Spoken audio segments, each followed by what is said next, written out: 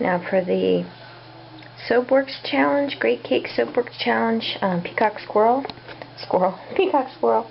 I am working on setting up my area. I did mix my lye water ahead of time, so it can have plenty of time to cool down, so I can soap at more of a room temperature. These are the colorants I'm going to use: black oxide, green oxide, ultramarine violet, electric bubblegum, and titanium dioxide. And I have my 3 colorant containers here. I mean 5. I'm trying to use 5 colors. And I'm going to mix them up. And I have my dispenser bottles, my condiment bottles. I'm going to put them in after I evenly divide out the raw soap, which I will mix together shortly. So I'm going to go ahead and keep working on setting up my colorants, and I'll come back. Alright, still working on getting ready for the Great Cake Soapworks Challenge. I mixed up my colorants. I have my titanium dioxide, my ultramarine violet. Instead of using the green oxide, I decided to go with a green mica, so we'll see how that comes out.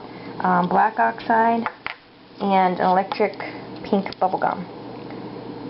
So, going with 5 colors. So we'll see how they are. Here's my 5 tubes to try. I have my mold lined. It looks like a log mold, but it's not really. It's a shoebox. I'm just going to fill it, the bottom, about an inch, a little bit over an inch full. So I have maybe 4 bars, regular size bars I'll get out of here, because I didn't want to make a huge batch and have it turn out horribly wrong. So we'll see. Okay, I'm going to get ready to, my oils are already melted and mixed. I'm going to go ahead and get my lye out and start blending. Okay, I added my lye water to my oils. So I'm going to stick blend just till emulsion, which means you just want to mix it enough so that no more clear colored oils are showing. So this will just take a minute, and then I will try and evenly pour my mixture into these condiment bottles. Okay, I have all my colorants in the bottles. Now I need to quickly add the colorants and give them a good shake.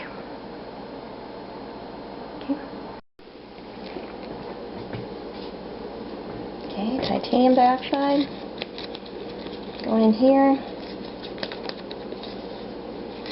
Ugh, I thicken it up a little bit. Let's give this a good mix first. Put plenty of that in there.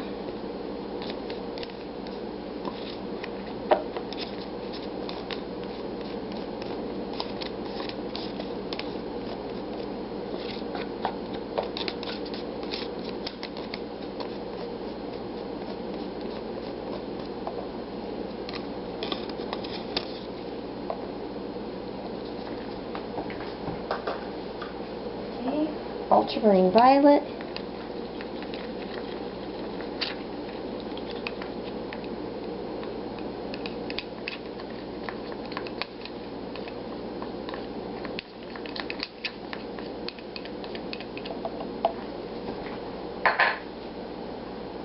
green mica,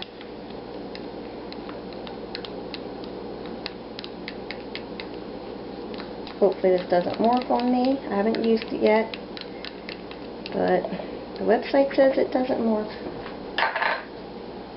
Black oxide.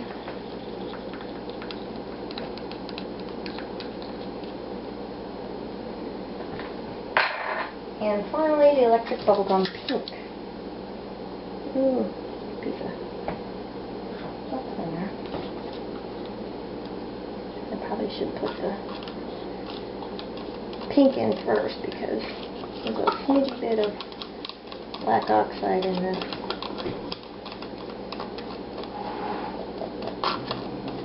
Alright, time to give her a good shake.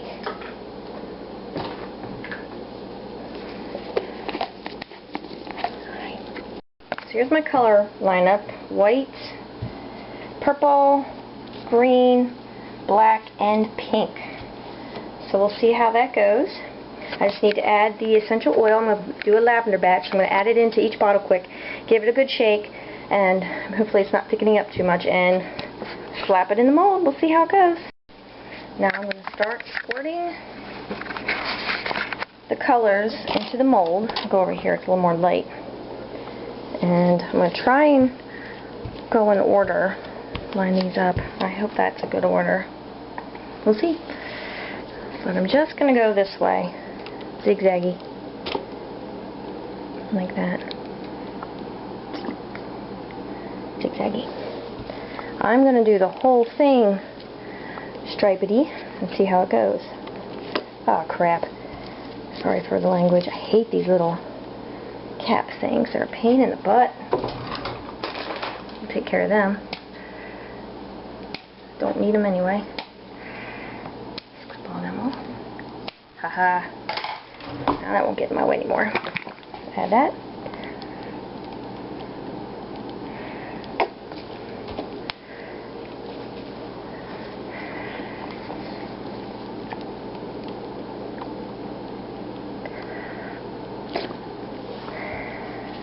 Black.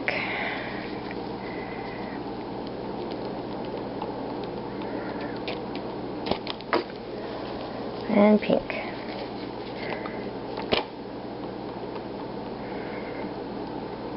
Okay, I'm going to keep going like that across the whole thing, and I'll come back when I'm done. This is about halfway through my layering. It's not thickening up too much. I have about a half left in each bottle. Maybe a little less in green. Somehow I used more green, but keep going with this, and it's looking pretty good. Okay, now I'm all down laying out my colors. A little wild and crazy. A little tight fit in this box, but now I'm going to try and create the pattern. I didn't make a comb thing like Amy showed us. I'm just trying one bamboo skewer because this is so tiny of a box. So first I'm going to tamp this down a bit.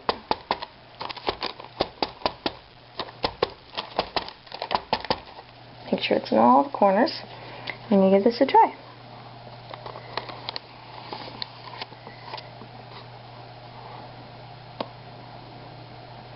I think the main objective really is just to go slowly and take your time. This batter, soap batter mixture, seems plenty thin enough right now, so I can have some time to play with it. And I need to make sure I don't drop my camera in it.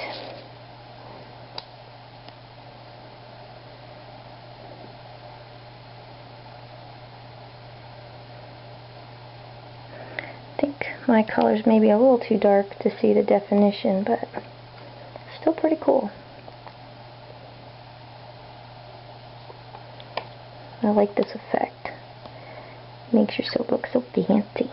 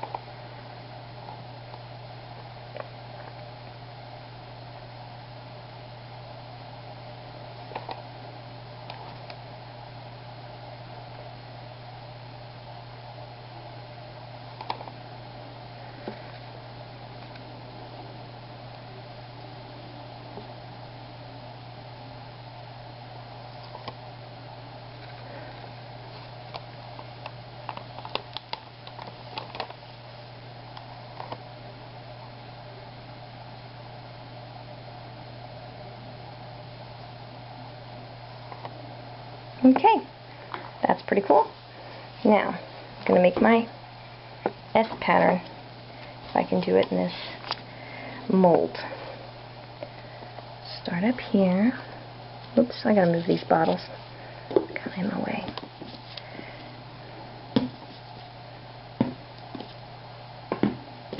There. Okay. Start up here. Make a nice S.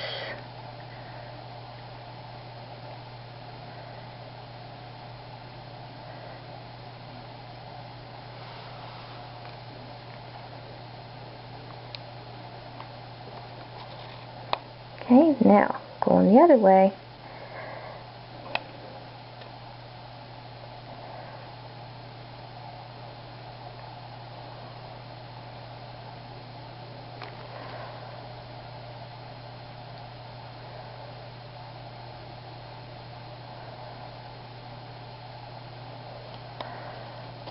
Okay, and coming in.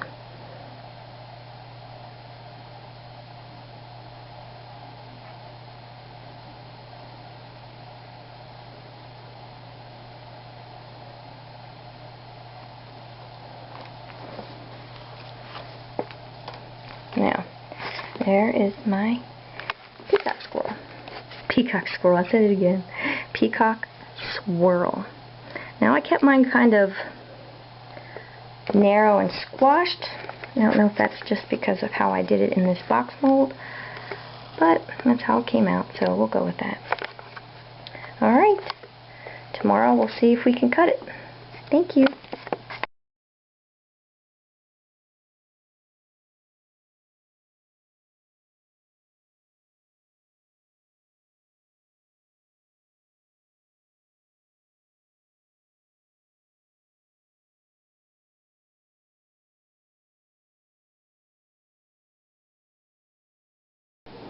Alright, so here is my peacock swirl.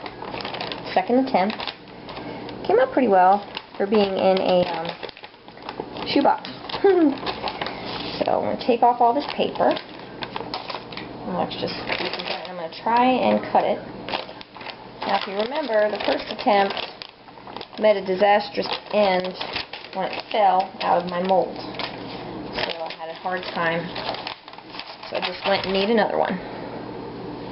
So we're going to try and cut this here. Take some extra scraps. I'm going to have to use a ruler to mark off the edges and try and cut it as evenly as possible. Now this soap is measuring about 12 inches long, give or take. So we're going to go ahead and mark at 3-inch increments to start with. Just to mark the edges. And then at 6, 9, and 12 down there. Do the same thing up here. Now this isn't going to be perfect, but it shouldn't be too bad.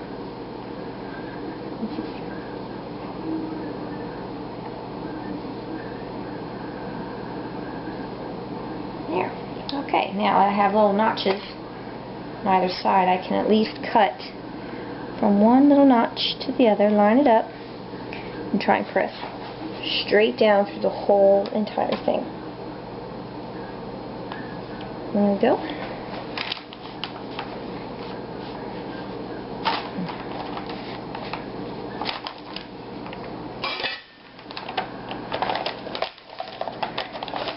Just stick a little bit to the piece of paper. And there it is. Now it's a big bar. I'm going to cut these in half yet. I'm going to go ahead and cut these like that for now. Let's cut the other mark. Wipe off some of that excess. Cut the next mark. Straight down. Remove.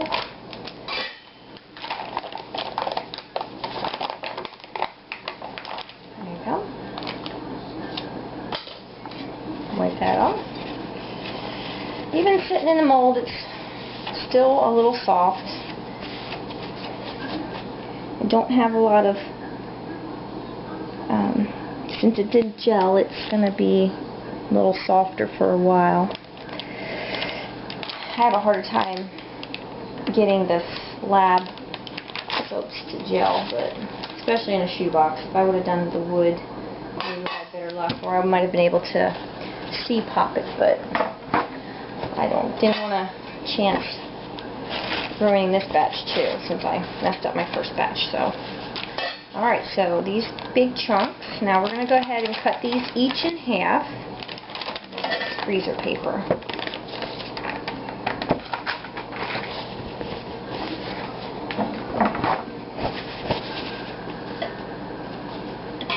Alright, now Gonna measure.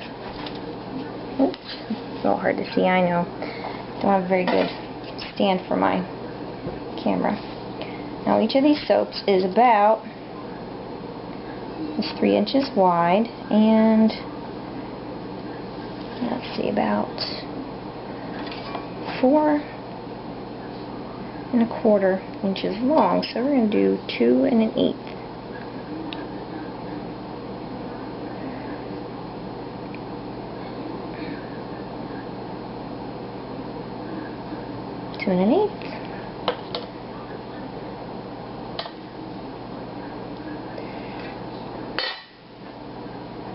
Believe me, this is not the best way to probably do this, but I've never used the shoebox before, so this is the best I can come up with for now. So we'll see. And there we go. So these will be more of a specialized size. Look at that. Nice and colorful. Okay, and as it firms up more, I can come along the edges here and use the veggie peeler to kind of bevel the edges, which would look nice. But it's a little soft for now. I don't want to play with it too much and chance mushing it up. Here's the other piece. Okay. Look pretty. Let's try this one. And then we'll stop there. I'll just cut this one yet. I'll worry about the other ones later. Just wiping off some excess soap residue. Now we're measuring this again. 2 1/8. 2 1/8. Straight down. Okay, this one has a little bit more green and white in it.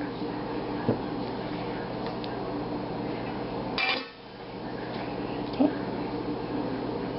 Yeah. Alright, so these are my Peacock Swirl soaps. And we'll see how they go. I wish I had some nice natural sunlight to take pictures of these, but unfortunately it's been so rainy up here. So this is the best I'm going to get. I'm hoping tomorrow the sun will be out and I can take a quick picture before the link up opens. So, thank you.